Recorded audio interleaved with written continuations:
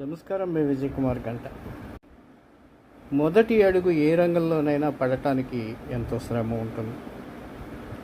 ఆ అడుగు వెనకాల ఎన్నో అడుగులు పడుతూ ఉంటాయి.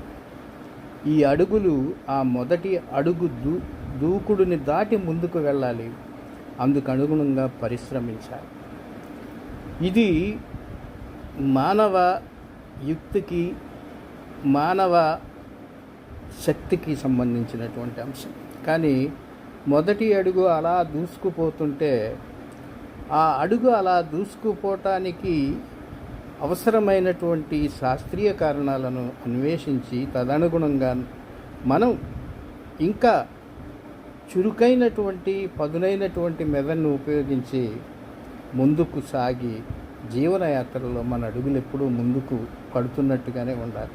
అలా కాకుండా ఆ అడుగు పడటానికి ఆ అడుగు వెనక ఎన్నో కుట్రలు, కుతంత్రాలు, కుయుక్తులు అవి ఉన్నాయి ఇవి ఉన్నాయి అని అసూయతో కుళ్ళిపోతూ రగిలిపోతూ వెళుతున్నటువంటి అడుగు కి సంబంధించినటువంటి వ్యక్తుల శక్తుల మోకాళ్లను నరికేయాలనే ప్రయత్నం మన అసమర్థతకు నిదర్శనం.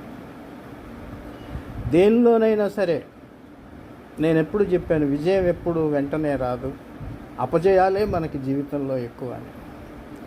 అపజయాలు కాదు, జయాలే ఈ జీవితంలో ఎక్కువ అని నిరూపించి అడుగులు ముందుకు వేసేటప్పుడు ఆ అడుగులు మన ఆత్మస్థైర్యాన్ని, మన సంకల్ప బలాన్ని, మన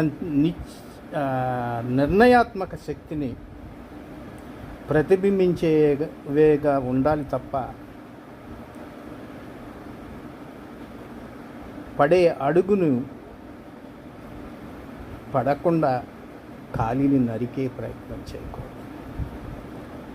నరకటం అంటే మానసికంగా చిత్రహింసలకు గురి చేసి ఆ ప్రయత్నాన్ని కూడా వృధా చేయాలనే తలం అది కాదు.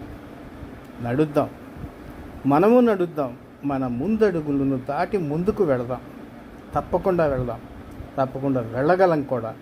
ఆ దిశలో ఆలోచన చేయమని మీ అందరికీ విజ్ఞప్తి. మీ గంటా విజయ్ కుమార్.